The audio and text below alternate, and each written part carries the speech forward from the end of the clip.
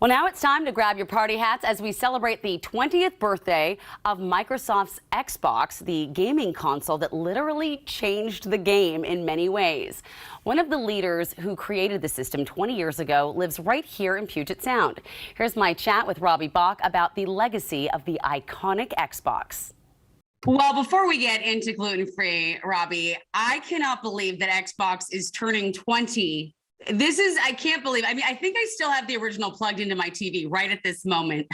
But you actually led the team that created it. Tell us about that.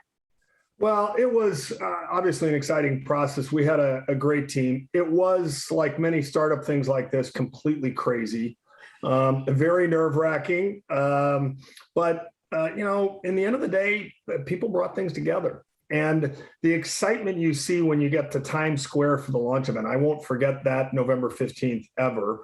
And to see people walking out and excited with a product, I mean, it's the best feeling. It really had to have been. Are you good at Gotham Racing, Gotham Project? Because no, so this is the funny admission. I worked on that business for 10 years. I don't play video games and I'm horrible at it. So the team would only let me demo if they were trying to make fun of me. So, Robbie, that's all right. I won't challenge you to a race, but I will ask you what you think the impact or legacy of the Xbox has been. Well, I think the thing it ushered in is this idea of social gaming. People forget that when Xbox launched, broadband didn't exist. It was just coming into the market. The idea that there was a social network, this was 2002 when we launched Xbox Live. That's before MySpace, it's before Facebook. And that is now the place where people meet their friends and they play games and they have fun. And that to me is an achievement that will last for a long, long time. And the Xbox team has taken it obviously to new levels. To the next level. I mean, I think Halo and the everyone with the headsets. I mean, it was just kind of a game changer in that, pardon the pun, but really incredible. And you worked for Microsoft for 22 years. How did that impact the way you think about innovation now? Well, I think the thing it taught me is that taking risks is something you have to be able and willing to do. If you're going to innovate, you have to kind of look around the corner, take a risk that you see something that's meaningful and do it. I mean, right now I've become an author. I'm getting ready to publish my first fiction novel. I mean, who would have thought I would have done that? And it's scary, but those risks are absolutely worth taking. And, Microsoft, Amazon, and others take them every day. And that's why they're successful. Let's talk about your new novel, The Wilkes Insurrection. It's a contemporary thriller. Yeah, so this is a character-driven novel. It started with a bunch of characters, but it's really got a combination of action, dark web, some political intrigue, and an anarchist who's trying to take apart a country that's already pretty divided. And that's the milieu in which we are inserted, and it has a key character, Major Tamika Smith. She's my protagonist, and she's awesome. And so it was just really fun to do something creative. It's getting really good early reviews, and I hope people get a chance to go enjoy it. It sounds like it may dip into some, ripped from the headlines, things we see today. What do you hope people get from the book?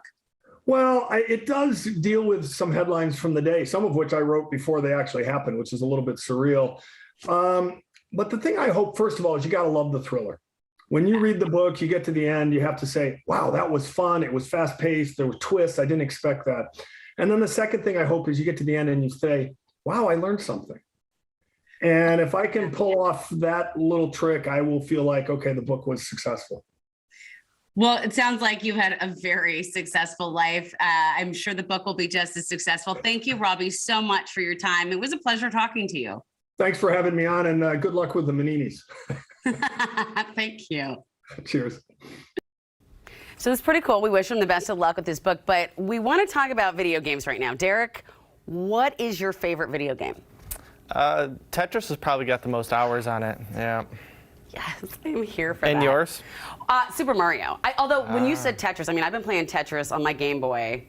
Well, I don't play it on the Game Boy anymore because it probably doesn't work, but I love Tetris. That is like the most relaxing game there is for me. But Super Mario is my favorite. And we actually asked this question on the social media webs, on our New Day Facebook page and on my Facebook page. So look out for our New Day Facebook page for these kind of questions.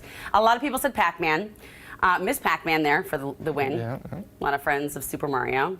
Nobody said Tetris, which is shocking to me. That is. I mean, That is shocking. Space Invaders, Centipede, Galaga. One person said Tony Hawk. Remember when that came out? That wasn't Xbox, but it was PlayStation, right? PlayStation, yeah. PlayStation. Space Invaders, NHL, EA Sports. Oh, that game's tough. That is a hard game. The two thumb in that one is pretty difficult for that. Yeah. Frogger. Okay. Okay. Legend of Zelda, Link to the Past. I know the executive producer over there is a Zelda fan. Yeah, that guy. Okay, and last one I had to point out because my friend Robin mentioned it. Oregon Trail. Do you all remember that? Loved Oregon Trail. I always died of dysentery. Yeah. Always. Starvation. I did. It was the worst. All right. So if you still want to share your favorite video game, please join in on the conversation on our Facebook page.